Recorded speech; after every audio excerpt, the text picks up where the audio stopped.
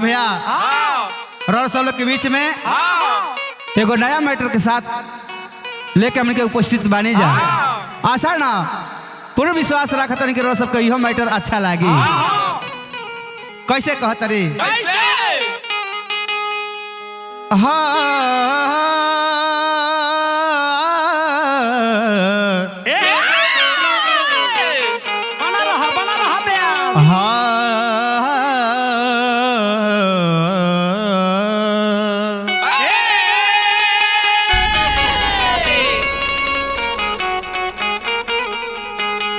घर नहीं अपना राजा जी के शिकायत करता रही कि राजा जी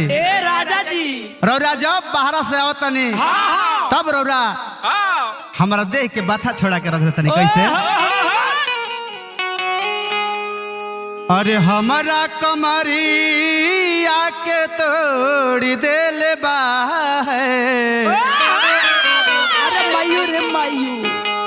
माइनस प्लस पियबा जोड़ी देल बा का हम बताई तो से सखिया रे दर्द बिजोड़ी देल बा। एमा दूगो सखी के वार्तालाप बा। कैसे रितेश भैया तनी मिजाज जाओ कि हमारा कमरिया के तोड़ी देल बा माइनस प्लस पियबा जोड़ी देल बा का हम बताई तो से सखिया रे दर्द बिजोड़ देले बा का हम बताई तो से सखिया रे दर्द बिजोड़ देले बा। हमरा कमरिया के तोड़ी देल बा माइनस प्लस पियबा जोड़ी देल बा का हम बताई तो से सखिया रे दर्द बिजोड़ देले बा का हम बताई तो से सखिया रे दर्द बिजोड़ देले बा।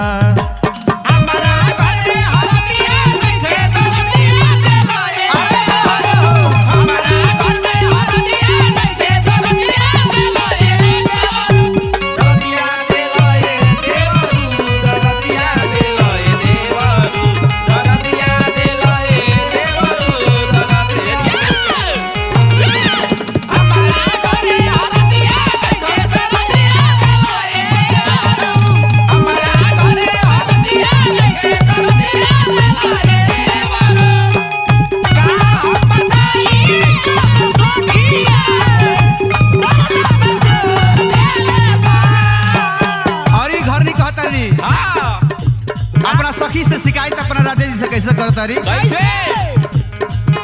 रोजे रोज राया नाया देखब तार इली कोरा में धोके उदे खावे रोज पीली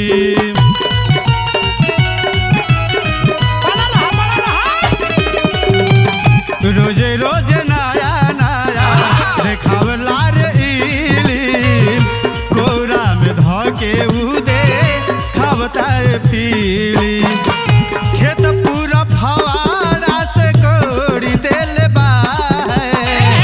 माइनस प्लस पियबा जोड़ी देल बा का हम बताई तो से सखिया रे दर्द बिजोड़ देले बा का हम बताई तो से सखिया रे दर्द बिजोड़ देले बा।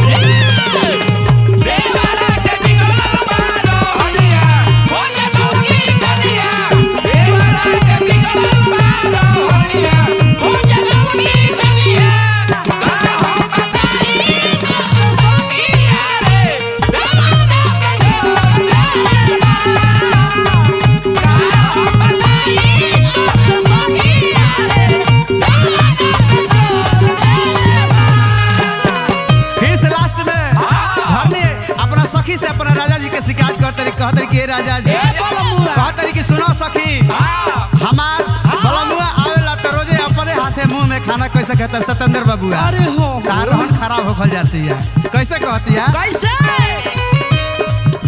अपने उ हमारा के खाना ई खियावे अनिस रामा शंकर दूरी से चिढ़ावे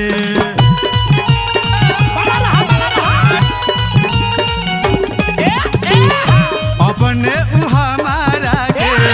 खाना उ खियावे अनिस रामा शंकर दूरी से चिढ़ावे गर्मी के मौसम में जाड़ी देले बा देहिया के नसा नस उखाड़ी देले बा का हम बताई तो से सखिया दर्द भी जोड़ देले बा का हम बताई तो से सखिया रे